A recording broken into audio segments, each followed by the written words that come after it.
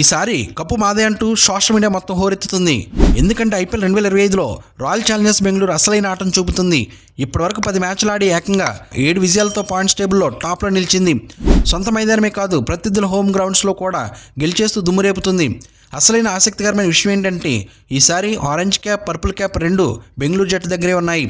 ఢిల్లీ క్యాపిటల్స్తో జరిగిన మ్యాచ్లో Virat Kohli అదరగొట్టి orange cap అందుకున్నాడు. మరోవైపు జాస్ హేజిల్వుడ్ మాత్రం బౌలింగ్తో ప్రత్యర్థులకు చుక్కలు చూపించి పర్పుల్ క్యాప్ దక్కించుకున్నాడు.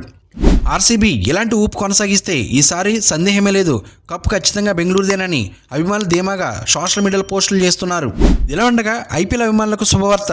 2028 నుంచి ఐపీఎల్ మరింత ఘనంగా మారనుంది. లీగ్ చైర్మన్ అరుణ్ ధుమాల్ ప్రకారం 2028 సీజన్ నుంచి మొత్తం 94 మ్యాచ్లు నిర్వహించాలని యోచనలో ఉన్నారని తెలిసింది.